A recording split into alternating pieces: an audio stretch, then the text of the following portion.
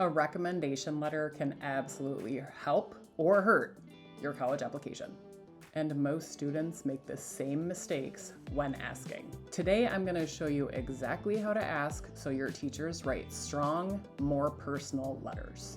Because let's face it, a generic letter sounds like every other student, but a strong personal letter makes admissions officers feel like they actually know you.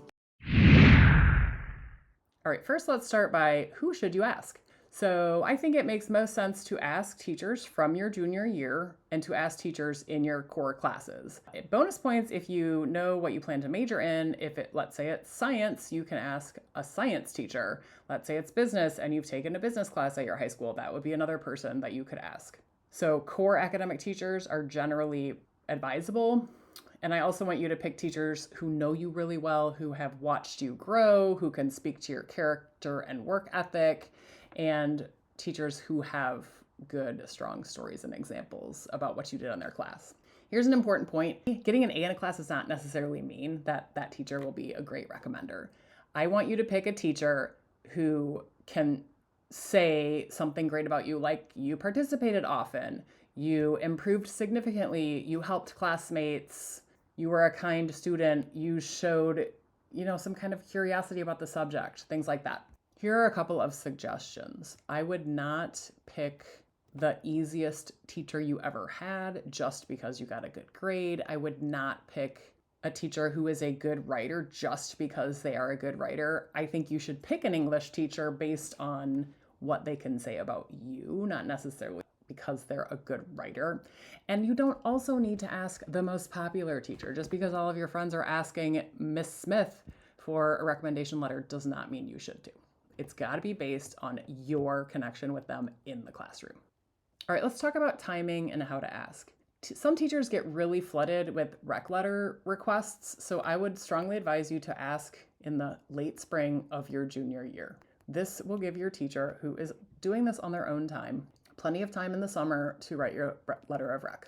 I would also ask them in person. So even though this might not be super comfortable for you, I think asking in person is important. This is a big deal for you, and you need to show that by asking them face to face. I would like to also suggest that you use the word strong. Hi, Miss Smith. Would you feel comfortable writing me a strong letter of recommendation for colleges? So when you use the word strong, you're giving them the opportunity to think if they have specific reasons to recommend you.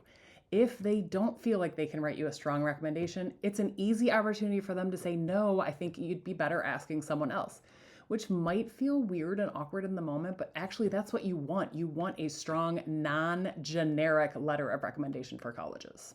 Finally, I would just like to reiterate, asking early before you leave for summer is super important because sometimes teachers have limits on how many rec letters they're going to write, and sometimes schools also don't allow teachers to write more than a certain number of rec letters.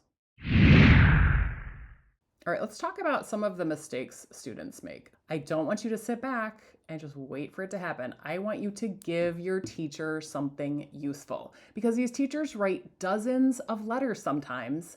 And if you give them useful information about yourself, this helps them write detailed, stronger recommendations. So here's what I want you to consider doing. I want you to consider writing an email. I want you to talk about why you chose them specifically. I want you to talk about the strengths that you have that they have seen firsthand. So you've provided evidence in class of those strengths. You can also include an academic snapshot. So your GPA, some of the courses you're taking, your test scores, some of the key activities and extracurriculars from high school, your future plans, including a major or career if you know those, and also some logistic stuff like, hey, I'm going to apply to colleges by this date. Here's how you're going to submit the letter. Here's how I'm going to follow up with you in the fall, etc. So some things you could include would be like examples like, your English teacher saw how much your writing improved, and you can mention that in the email. So like, I remember writing my first essay for your class and it was really hard for me, but then I think back to this fantastic essay I remember putting together in the spring and, it was about blah, blah, blah. Another example would be, let's say you struggled in a math class and, instead of not doing well, you took advantage of opportunities outside of class. Like you talked to your teacher at lunch, you talked to your teacher before or after school, you attended math tutoring at your school, you asked a lot of questions in class. Those are the kind of details that you need to help your teacher recall. Let me give you some perspective. A rec letter isn't about sounding perfect.